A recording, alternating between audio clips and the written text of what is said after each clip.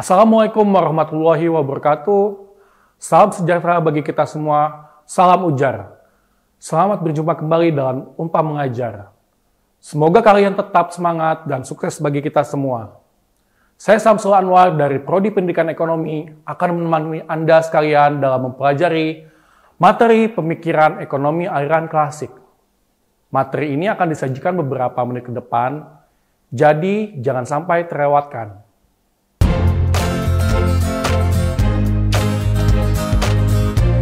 Kawan-kawan mahasiswa, pada pertemuan kali ini, materi utama yang akan kita pelajari adalah bagaimana sejarah munculnya aliran klasik.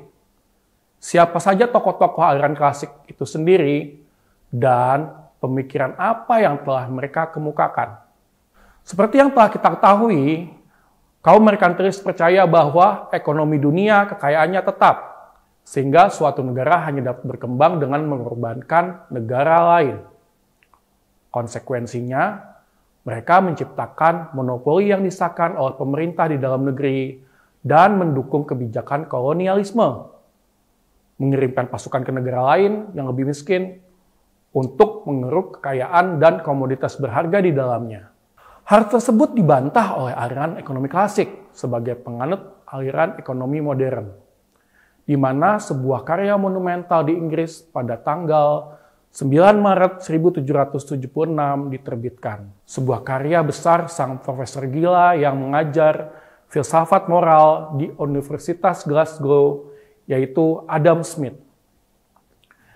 Dia menuliskan karyanya dengan judul An Inquiry into the Nature and Causes of the Wealth of Nation, atau biasa dikenal dengan The Wealth of the Nation, dengan tebal 1000 halaman yang menjadi karya intelektual terkenal di seluruh dunia.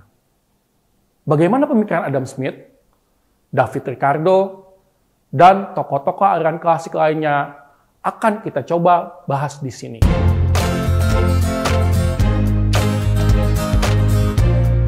Kawan-kawan mahasiswa, menurut sistem merkantilis yang sudah mapan, kekayaan hanya terdiri dari uang, yang pada waktu itu berarti emas dan perak. Tujuan utama dari setiap bangsa adalah mengumpulkan emas dan perak secara agresif dan menghalalkan segala cara untuk melakukannya. Dalam buku The Wealth of Nation, Adam Smith mengatakan bahwa persoalan utama yang selalu kita jumpai untuk mengumpulkan uang. Mari kita menuju pada munculnya ekonomi modern.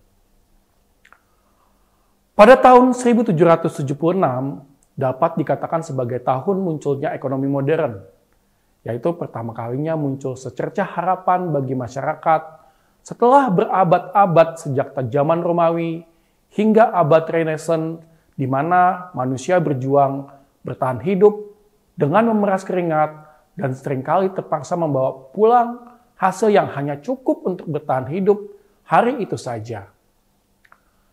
Manusia terus-menerus berjuang mempertahankan dirinya melawan kematian dini, penyakit, kelaparan, perang, dan kemiskinan. Kecuali bagi para penguasa atau aristokrat yang bisa menjalani kehidupan penuh kemewahan. Lalu pada tahun 1776, tepatnya tanggal 9 Maret, munculnya ekonomi modern dengan terbitnya sebuah karya monumental maksud saya di Inggris. Sebuah karya besar sang profesor gila yang mengajar filsafat moral di Universitas Glasgow, yaitu Adam Smith.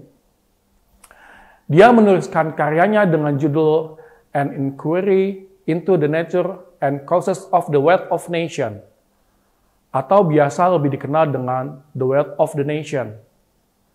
The Wealth of the Nation menawarkan pembebasan kelas pekerja. Oleh sebab itu, The Wealth of the Nation lebih tepatnya dapat dikatakan sebagai deklarasi kebebasan ekonomi. Apa konsep utama pemikiran klasik? Mazhab klasik muncul pada kisaran tahun 1780 sampai 1850. Pemikiran aliran klasik ini bisa dianggap sebagai dasar munculnya ekonomi kapitalis.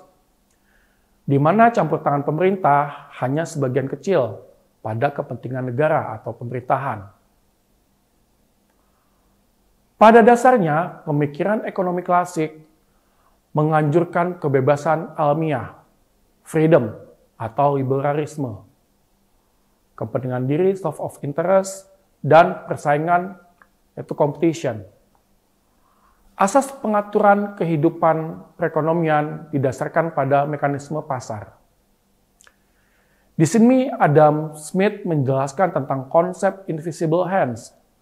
Secara ringkas, esensi model ekonomi klasik yang dikembangkan oleh Adam Smith dan tokoh-tokoh klasik lainnya dari generasi ke generasi terdiri dari 4 prinsip umum, yaitu pertama, penghematan, kerja keras, kepentingan diri yang baik, dan kedermawanan terhadap orang lain adalah kebajikan, dan karena itu harus didukung. Kedua, pemerintah harus membatasi kegiatannya pada pengaturan, keadilan, memperkuat hal milik private, dan mempertahankan negara dari serangan asing. Ketiga, di bidang ekonomi, negara harus mengadopsi kebijakan laissez-faire, non-intervensi, perdagangan bebas, pajak rendah, dan birokrasi minimal. Standar klasik, emas atau perak akan mencegah negara mendepresiasi mata uang dan akan menghasilkan lingkungan moneter yang stabil di mana ekonomi bisa berkembang. Beberapa tokoh lain yang mendukung pemikiran klasik Adam Smith adalah Jean-Baptiste Say, David Ricardo, dan Thomas Robert Malthus.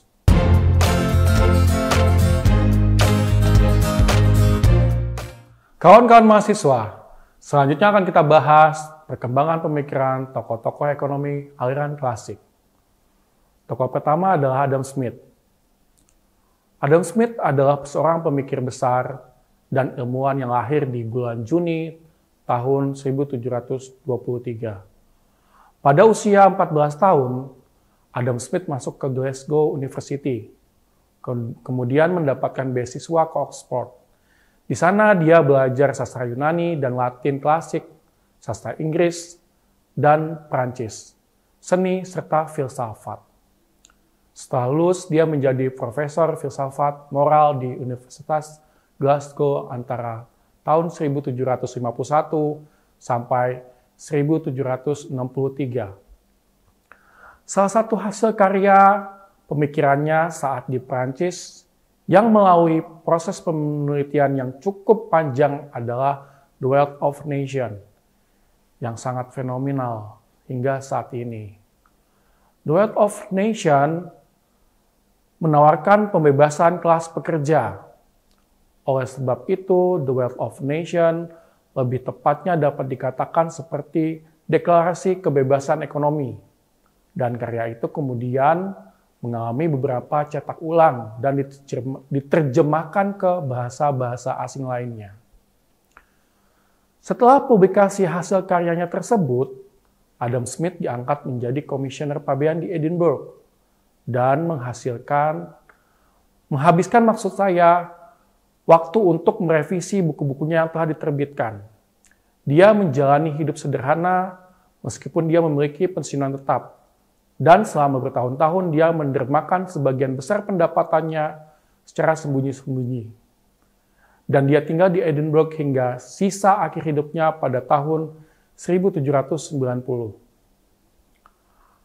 Adam Smith mengembangkan ilmu ekonomi yang begitu kuat dengan terfokus pada konsep invisible hands, atau dikenal dengan tangan gaib, yang menurutnya bahwa menciptakan kemakmuran dan bagaimana faktor-faktor produksi akan menciptakan lebih banyak kesempatan bagi seluruh masyarakat untuk mengumpulkan kekayaan. Tokoh kedua yang akan kita bahas adalah Jean-Baptiste Say.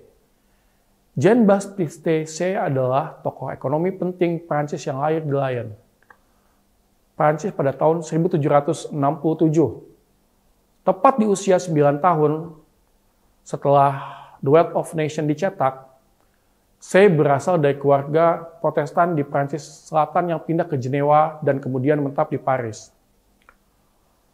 Pada tahun 1799, saat saya menginjak usia ke-32 tahun, dia menjadi anggota Tribunat Napoleon, di mana saat itu Napoleon adalah diktator yang haus kekuasaan dengan menentang kebijakan laissez-faire, dan karenanya kemudian mengeluarkan Say dari Tribunat pada tahun 1806.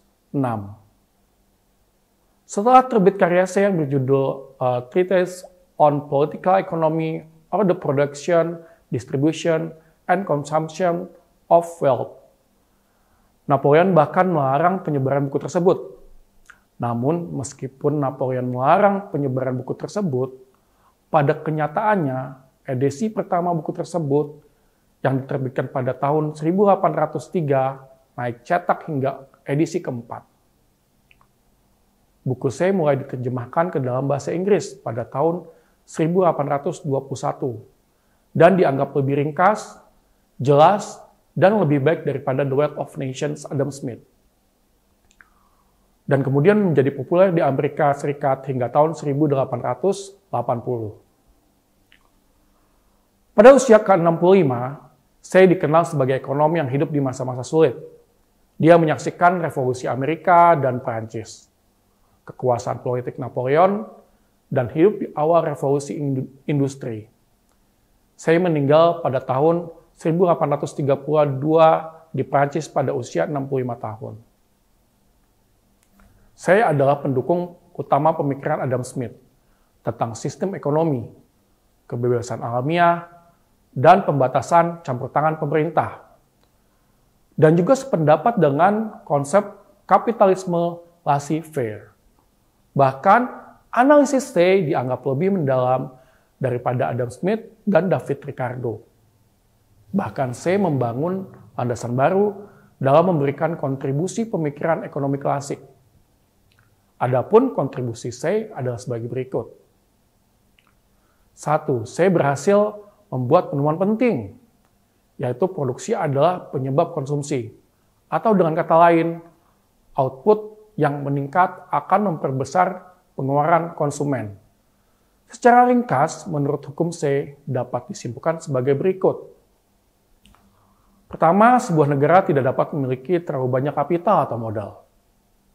Kedua, investasi adalah bagian terpenting untuk pertumbuhan ekonomi.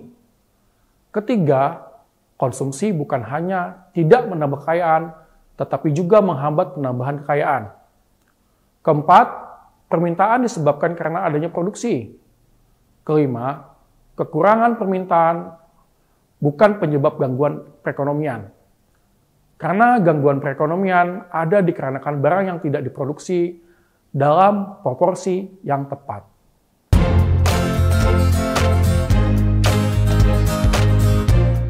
Tokoh selanjutnya adalah David Ricardo. David Ricardo adalah anak ketiga dari keluarga Yahudi yang bernama Abraham Israel Ricardo, yang bekerja sebagai seorang pialang.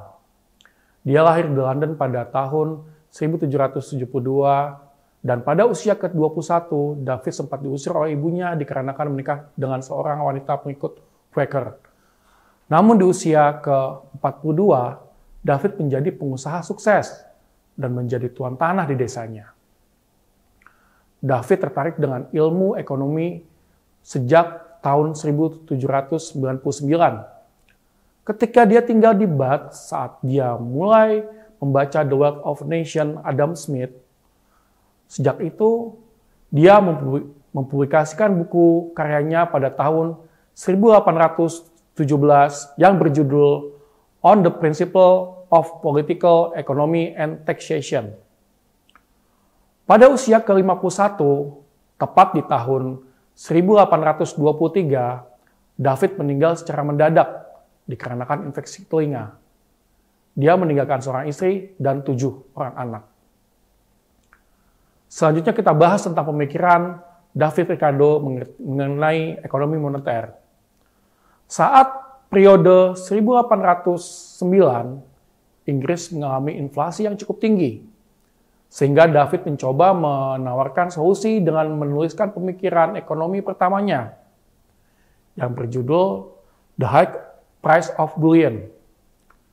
Dalam bukunya tersebut, dia mengatakan bahwa penyebab inflasi tersebut dikarenakan Bank of England yang menerbitkan uang kertas atau banknot secara berlebihan.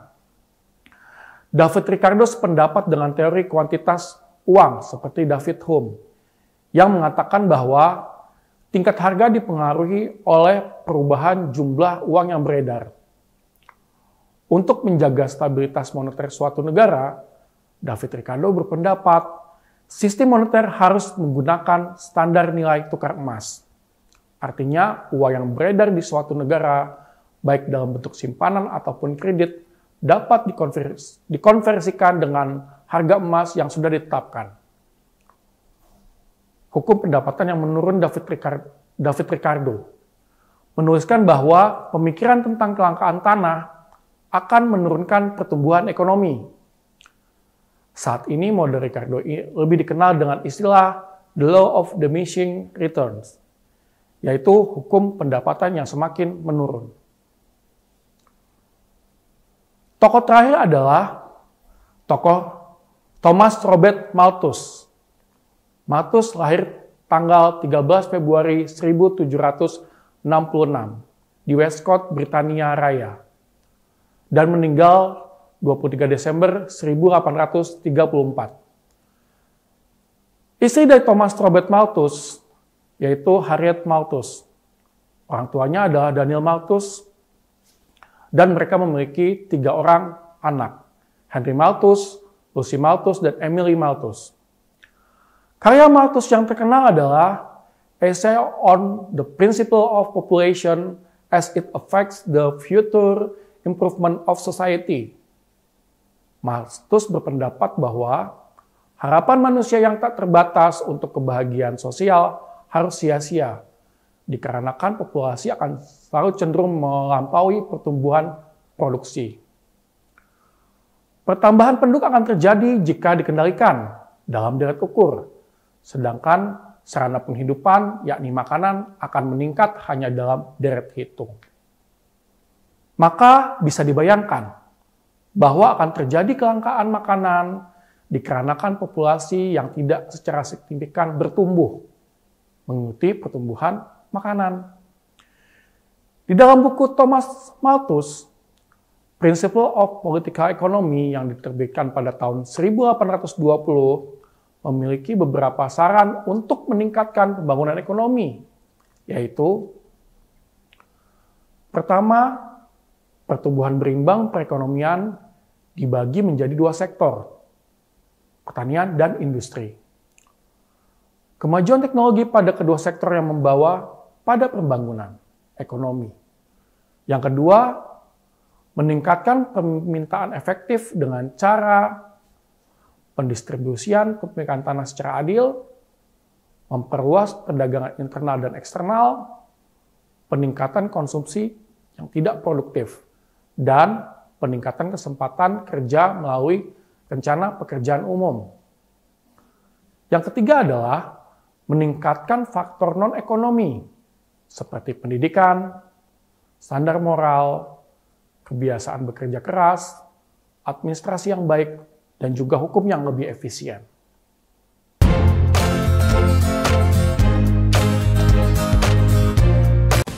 Alur pelayanan vaksinasi COVID-19 2 meja. Sasaran datang sesuai jadwal, di ruang tunggu dilakukan pengecekan dan pengisian data. Di meja 1 dilakukan pemeriksaan fisik dan vaksinasi. Di meja 2, pencatatan dan observasi selama 15 menit. Ayo ikut vaksinasi COVID-19, aman dan berkualitas.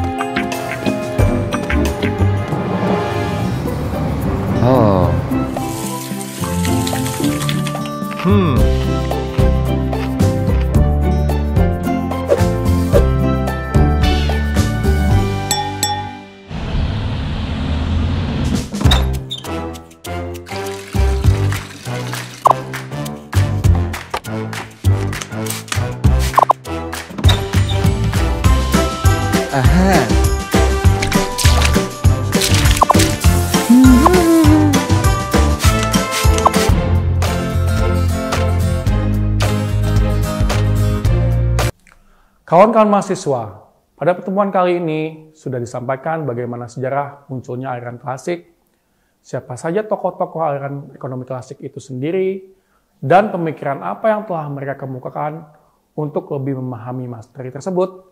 Coba kita diskusikan pertanyaan berikut ini.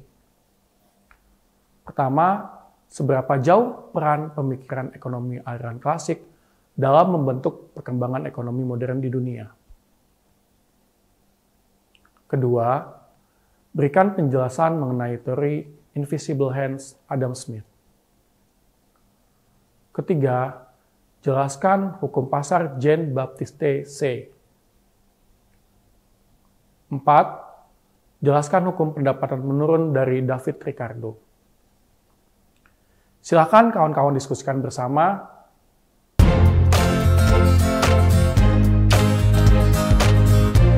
Ayo cegah penyakit kanker. Penyakit kanker adalah penyakit yang sangat ditakuti semua orang karena banyak menyebabkan kematian serta pembiayaannya yang mahal. Semua usia berpotensi terkena penyakit kanker. Penyakit ini dapat dicegah dengan mengubah perilaku atau gaya hidup seperti stop merokok, hindari terpapar asap dan residu rokok, hindari mengkonsumsi 4P, pengawet, perasa, pewarna, pemanis. Hindari terpapar bahan kimia dan polusi berbahaya. Rajinlah melakukan aktivitas fisik. Menerapkan perilaku hidup bersih dan sehat. Lakukan deteksi dini secara berkala. Karena Anda bertanggung jawab terhadap kesehatan diri Anda. Jangan tunda. Ayo hidup sehat untuk cegah penyakit kanker.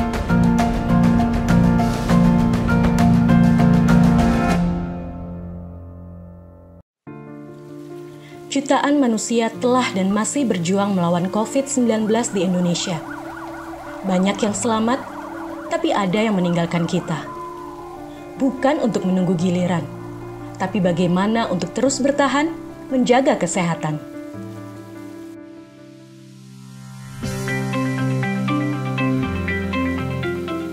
Ketika cuaca sedang tidak menentu, menjaga kebugaran dan imun tubuh itu nomor 1. Lihat Tora. Selalu semangat menggapai impian dengan tetap menerapkan protokol kesehatan dimanapun dia berada.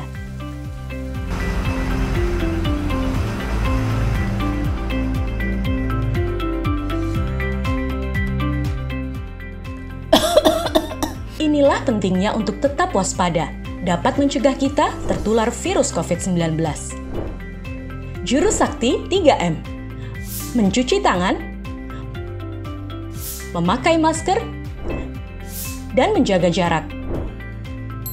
Inilah jurus sakti mencegah penularan COVID-19.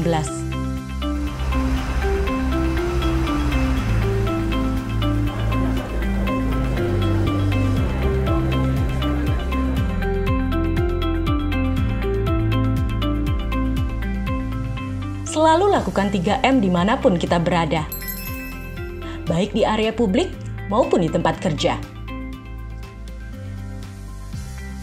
Selain jurus sakti 3M, kita juga harus mendukung pemerintah dalam pelaksanaan 3T dan vaksinasi. 3T adalah testing, melakukan tes antibodi atau antigen atau PCR secara rutin. Telusur, penelusuran kontak dari orang yang terpapar COVID-19. Tindak lanjut isolasi, menjalankan perawatan yang sesuai dengan anjuran pemerintah.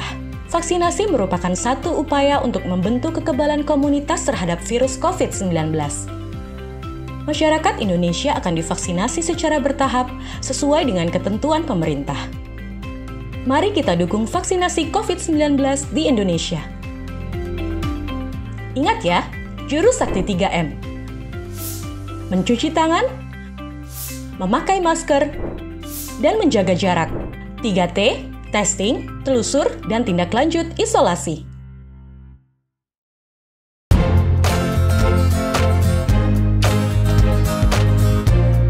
Baiklah kawan-kawan mahasiswa yang saya banggakan, itu tadi penjelasan materi tentang pemikiran teori ekonomi klasik.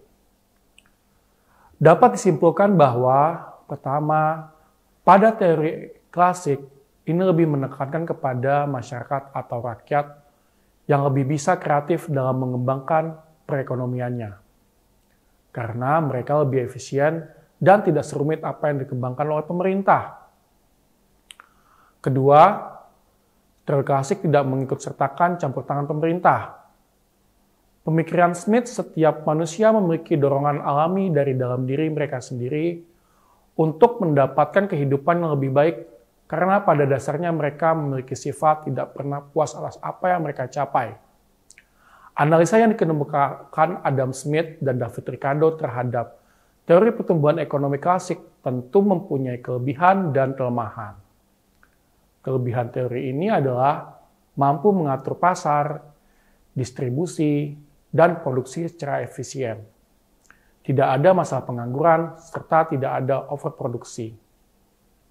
Sedangkan kelemahannya adalah adanya diskriminasi antar masyarakat, persaingan sempurna, tidak ada perkembangan teknologi, serta pertumbuhan ekonomi yang gagal. Ketiga adalah munculnya teori pertumbuhan ekonomi memberikan dampak terhadap perekonomian dunia, khususnya terhadap perekonomian negara yang terbelakang. Para petani, pedagang, dan produsen menurut Adam Smith dapat menolong mengembangkan perekonomian dengan meningkatkan produktivitas dalam bidang masing-masing. Karena negara terbelakang tidak ada perekonomian pasar bebas. Dampak yang diberikan teori ini terhadap pertumbuhan ekonomi memberikan prospek peningkatan pertumbuhan ekonomi. Prospek teori ekonomi klasik merupakan salah satu upaya dan tujuan yang akan dilakukan oleh teori ekonomi ini.